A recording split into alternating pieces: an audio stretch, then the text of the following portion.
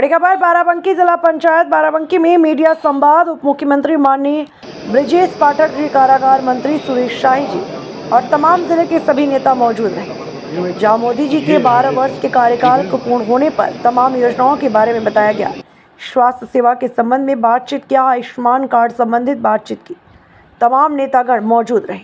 Ramesh bureau chief की पहले सीटें 5,000 थी, लगभग 12,500 MBBS की सीटें हैं। MSMD की सीटों में पर्याप्त बढ़ोतरी की है और हमने चिकित्सकों को अपने सरकारी क्षेत्र में लाने के लिए इनकी वेतन भी बढ़ाने का काम किया है। 5 लाख रुपए मैक्सिमम देने वाला विशेषज्ञ चिकित्सकों को देने वाला उत्तर प्रदेश पहला राज्य है और हम लगातार इस दिशा में प्रगति कर रहे हैं। और हमने आनकाल भी व्यवस्था कर रखी है।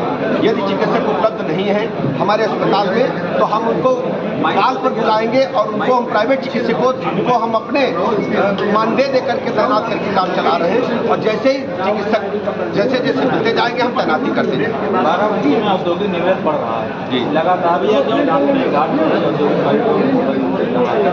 क्या यहाँ पर देखिए, ये विशेष योजनाएं हैं, इसके लिए हम लगातार काम कर आज हम सब 140 करोड़ भारतीयों की निरंतर सेवा के 12 वर्ष पूर्ण होने के उपलक्ष्य में माननीय प्रधानमंत्री नरेंद्र मोदी जी ने जिस ढंग से देश की सेवा की है वो बाराबंकी जनपद मुख्यालय पर मीडिया संवाद के इस भव्य कार्यक्रम में हमारे बीच में हमारे प्रभारी मंत्री आदरणीय सुरेश शाही जी, जिलाध्यक्ष राम सिंह वर्मा जी, हमारे खाद्य एवं रसद राज्य मंत्री आदरणीय सतीश शर्मा जी, माननीय अध्यक्ष SC/ST आयोग आदरणीय बैजनाथ रावत जी, MLC आदरणीय अंगद सिंह जी, माननीय विधायक हैदरगढ़ आदरणीय दिनेश रावत जी, पूर्व सदस्य विधान परिषद आदरणीय हरिगोविंद सिंह जी, पूर्व जिलाध्यक्ष आदरणीय शशांक पुष्पेश जी, जिला महामंत्री आदरणीय विजय आनंद जी, आदरणीय वैभव मिश्रा जी, आदरणीय चमन सिंह पटेल जी, आदरणीय सूरज सिंह जी, आदरणीय नवीन राठौर जी, आदरणीय शरद अवस्थी जी, मंच पर उपस्थित सभी हमारे वरिष्ठजन, सामने बैठे सभी हमारे पत्रकार मित्र, सबसे पहले अपने सभी पत्रकार मित्रों का बहुत बहुत स्वागत करता हूं, बधाइयां देता हूं, आभार प्रकट करता हूं। आदरणीय प्रधानमंत्री जी के 12 वर्ष पूरे होने के उपरांत जिस ढंग से देश विकास के पथ पर आत्मनिर्भर भारत में बड़े संकल्प को पूरा करने के लिए विकसित भारत का जो विचार माननीय मोदी जी ने देश की जनता के समक्ष रखा, उस संबंध में प्रमुख बिंदुओं के साथ आपके समक्ष में उपस्थित हुआ। हम सब जानते हैं आदरणीय प्रधानमंत्री नरेंद्र मोदी जी ने 2014 में जब देश की कमान संभाली, उससे पहले देश में UPA की और कांग्रेस के गठबंधन की सरकार चल रही थी। दुनिया के पैमाने पर भारत माता की छवि, भारतवर्ष की छवि कांग्रेस ने एक भ्रष्टाचार सर्वाधिक जिन देशों में होता उस सूची में भारत का नाम डालने का काम किया था। कांग्रेस के कई मंत्री, कई नेता जेल के शिक्षकों पीछे भ्रष्टाचार के कारण थे। कॉमनवेल्थ चाहे घोटाला हो, कॉमनवेल्थ गेम्स में उनके खेल मंत्री जेल में थे, दिल्ली की सरकार थी।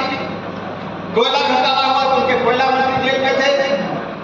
उसी समय आप सबको याद होगा अन्य कई घोटाले हुए, चाहे सेना के जमीन पर बने भवन हो, ढेर सारे घोटालों की जज है उनके मंत्री आए, उनको जेल के शीशों के पीछे जाना पड़ा। गरीबी और अमीरी में खाई बढ़ रही थी। माननीय प्रधानमंत्री जी ने दुनिया के पैमाने पर भारत की जो ताकत वास्तविक थी उसको रखना, साथ ही साथ सैकड़ों गरीब कल्याण योजनाओं के माध्यम से जनता के बीच में जाकर के उनके जीवन के हर पहलू में खुशियां लाने के लिए बड़े संकल्प के साथ देश की जनता के समक्ष आए।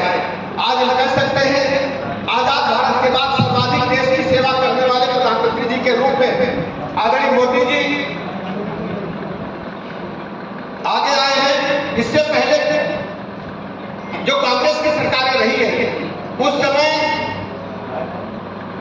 कांग्रेस के सामने लड़ने वाला कोई दूसरा व्यक्ति नहीं होता था। आजादी के बाद कांग्रेस आजादी की छाया में या फ्रीडम फाइट की छाया में चुनाव लड़ रही है। इस समय देश की जो परिस्थितियां हैं, माननीय प्रधानमंत्री नरेंद्र मोदी जी की अगुवाई में, चाहे इंफ्रास्ट्रक्चर हो, अंतरिक्ष विज्ञान से लेकर कृषि विज्ञान, हर क्षेत्र में भारत आगे बढ़ा है। आज हम कह सकते हैं कि किसानों के विश्वास को माननीय मोदी जी ने जीता है, गरीब आदमी के विश्वास को माननीय मोदी जी ने जीता है। 25 करोड़ से अधिक गरीबों को गरीबी की रेखा से ऊपर निकाल करके उनको जीवन में हर पहलू में आगे बढ़ने का अवसर दिया है। माननीय मोदी जी ने जब तीसरी बार देश की सत्ता संभाली तो पहली बार जब उन्होंने हस्ताक्षर किए किसी फाइल पर, तो किसान सम्मान निधि पे दस्तखत किया। वो चाहते तो और भी कर सकते थे, लेकिन पीएम किसान सम्मान निधि को जारी करके प्रधानमंत्री जी ने किसानों के प्रति अपनी प्रतिबद्धता दोहराने के साथ इस देश के किसानों को मुख्य धारा में लाने के लिए बड़ा कदम उठाने का काम किया। माननीय मोदी जी की सरकार के लिए गरीब किसान और युवा महिलाएं ही सबसे पहले आते हैं। आप सबको याद होगा, माननीय मोदी जी ने कहा था कि हमारी नजर में केवल 4 ही जातियां इस देश के अंदर हैं, सबसे बड़ा हमारे लिए गरीब है, हर गरीब को हम प्राथमिकता देंगे। किसान हमारे एजेंडे में है, हम किसानों के जीवन स्तर को ऊपर उठाने के लिए काम करेंगे और युवाओं को हर क्षेत्र में आगे बढ़ाएंगे।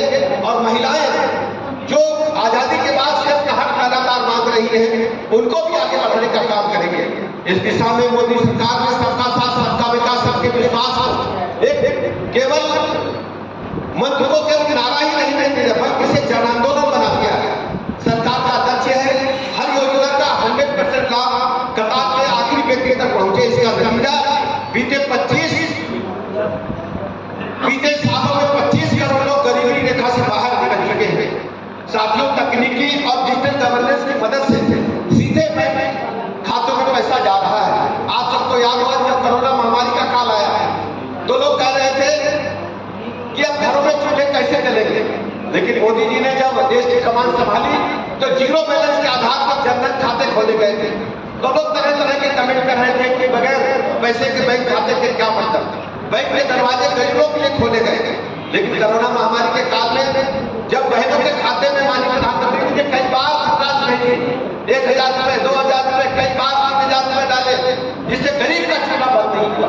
उन्हीं जनधन खातों में दिल्ली से जब पैसा चलता है तो सीधे जो लाभार्थी उनके खाते में जाता है, बीच में कोई बिचौलिया नहीं है। और यही कांग्रेस के नेता कहते थे कि दिल्ली से पैसा भेजते तो पूरा नहीं पहुंचता है, लेकिन माननीय मोदी जी ने डिजिटल माध्यम से बटन दबा करके देश के हर नागरिक को सीधा उसका हक देने का काम किया है। इस प्रकार हम कह सकते हैं देश के 4.31 लाख जो करोड़ रुपए थे गलत हाथों में जाने से बचे हैं माननीय मोदी जी के इन डीबीटी के माध्यम से। आज देश की सीमाएं, आंतरिक सुरक्षा पूरी तरह से मजबूत है। सर्जिकल स्ट्राइक, एयर स्ट्राइक कार्रवाई में साफ कर दिया है, ये नया भारत है जो चुप नहीं बैठता है बल्कि मुंहतोड़ जवाब देता है। साथियों, सरकार की मजबूत इच्छा शक्ति से आज देश नक्सलवाद मुक्त हो रहा है। हमारा रेड कॉरिडोर ग्रीन जोन में बदल चुका है। पश्चिम बंगाल जैसे राज्य